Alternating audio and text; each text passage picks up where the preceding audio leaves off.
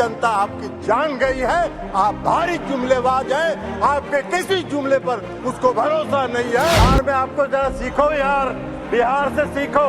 अभी बता रहे हैं आपको क्या महिला सशक्तिकरण से बात मतलब है। आपको कोई महिला सशक्तिकरण से मतलब नहीं है। इस सरकार को महिला सशक्तिकरण से कोई मतलब नहीं है। इस सरकार को अपनी कुर्सी से मतलब है। ललन सिंह एक बार फिर से दहाड़ते हुए नजर आए हैं। आपको हम बता दें कि ललन सिंह ने सीधा विरोध करते हुए कहा है कि बीजेपी जुमलेबाज पार्टी है और 2014 में जिस तरह उन्होंने जुमला दिया था कि हम बेरोजगारों को रोजगार देंगे, वो इसी तरह ही फिर से महिलाओं को आरक्षण देने के नाम पर जुमला दे रहे हैं। वो शुरू से ही आरक्षण विरोधी रहे हैं, ये कहना है ललन सिंह का। आइए आपको सुनवाते हैं ललन सिंह किस तरह से बीजेपी पर लगातार हमलावर है। दीक्षांत एडुटेक लाया है दीक्षांत ई लर्निंग ऐप। बने दीक्षांत का चैनल पार्टनर और अर्न करें लाखों रुपए प्रति महीने। चैनल पार्टनर बनने के लिए विजिट करें www.dikshant.com।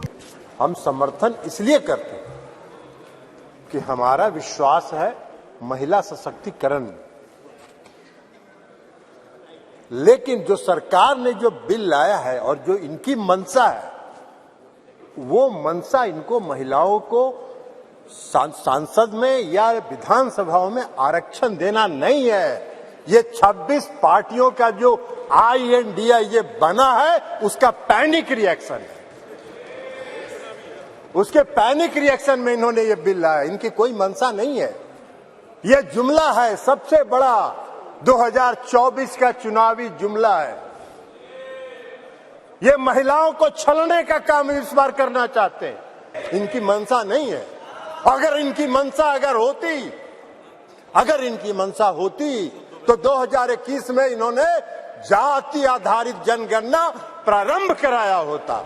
इसलिए कि इस देश की मांग है, इस देश की आवश्यकता है कि जाति आधारित जनगणना आप कराएं।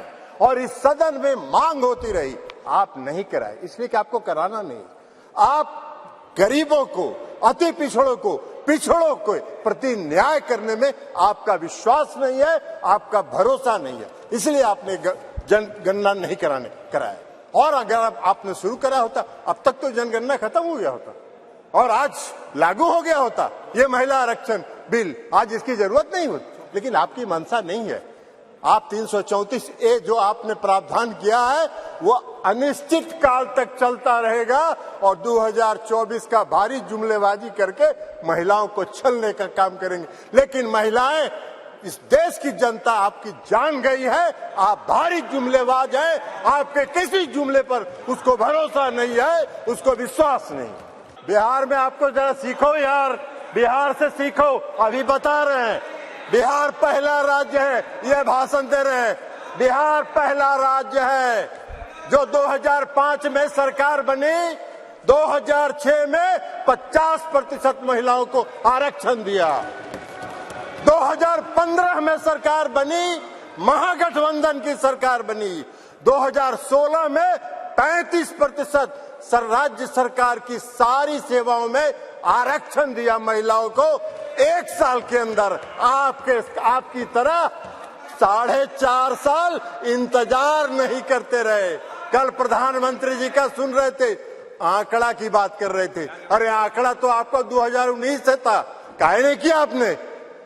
जब बेंगलोर में, पटना में, बंबई में मीटिंग हुई तो आपकी घबराहट हो गई और उस घबराहट में आप लेके आए। आपको हम बताना चाहते हैं, ये इनको क्या मालूम है दुबे जी को उत्तर प्रदेश में तो अभी सुना रही थी वो कहानी, तो इसलिए बता रहे। 1,30,00,000 ग्रामीण महिलाओं को बिहार की सरकार ने जीविका के माध्यम से सशक्त करने का काम किया है, गरीब महिलाओं को। इसलिए आप क्या बात करिए, आपको क्या महिला सशक्तिकरण से बात मतलब है। आपको कोई महिला सशक्तिकरण से मतलब नहीं है। इस सरकार को महिला सशक्तिकरण से कोई मतलब नहीं है। इस सरकार को अपनी कुर्सी से मतलब है और उस कुर्सी को बचाए रखने के लिए कोई भी जुमला ये कर सकते हैं, कोई भी जुमलेबाजी ये कर सकते हैं। इसलिए आप कह रहे हैं नारी, आप कह रहे हैं जातीय जनगणना। आप तो देश की मांग है, आप कहिए आप आज ऐलान करिए इस सदन में कि हम इस देश में जाति आधारित जनगणना कराएंगे। आप नहीं कराना चाहते, इसलिए कि आप उसका विरोध करते हैं। आप आरक्षण के विरोधी हैं। 2015 याद करिए क्या हुआ, बोले थे आपके जो संस्थापक एक हैं, पीछे से जो संस्था आपको जो गाइड करती है, उसने क्या कहा था आपको? आरएसएस, ये लोग बता रहे हैं आरएसएस, मोहन भागवत जी थे, उन्होंने क्या कहा कि आरक्षण पर पुनर्विचार होना चाहिए। अरे वाह भाई, बाहर सरकार आप चला रहे, आरक्षण पर पुनर्विचार होना चाहिए। आरक्षण कोई आपकी कृपा से है?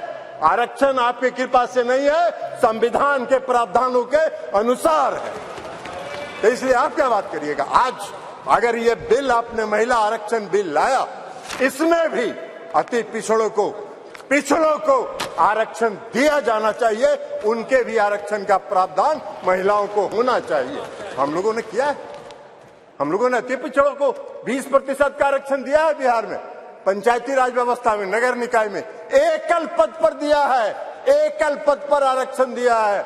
ये क्या बात करेंगे, ये भी प्रवचन दे रहे हैं, एकल पद पर मिला है। और अभी जब राज्य की सरकार ने, बिहार की सरकार ने जब जाति आधारित गणना कराने का फैसला किया, तो सुप्रीम कोर्ट में केंद्र सरकार उसके विरोध में खड़ी हो गई और सुप्रीम कोर्ट उसका विरोध कर रही है।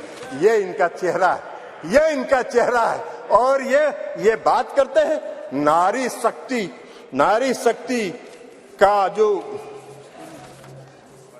नारी शक्ति वंदन की बात करते हैं, बंधन की बात। अरे अपना बंधन कर रहे हैं आप अपना बंधन कर रहे हैं, अपने कुर्सी का बंधन कर रहे हैं, अपनी सत्ता का बंधन कर रहे हैं, अपनी सत्ता को बचाने का बंधन आप कर रहे हैं।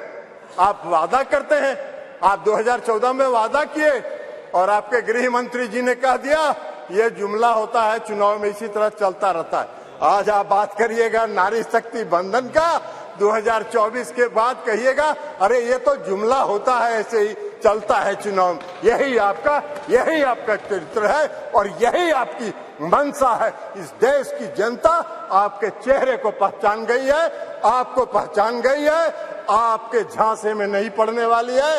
आपको सत्ता से 2024 में मुक्त होगा। वो भय आपको सता रहा है, वो भय आपको सता रहा है और इसलिए ये बिल आप लेके आए हैं, इसलिए इससे कुछ नहीं होना है। और इसे कहते हुए मैं इस बिल का समर्थन करता हूं और इस बिल का समर्थन करते हुए अपनी बात समाप्त करता हूं।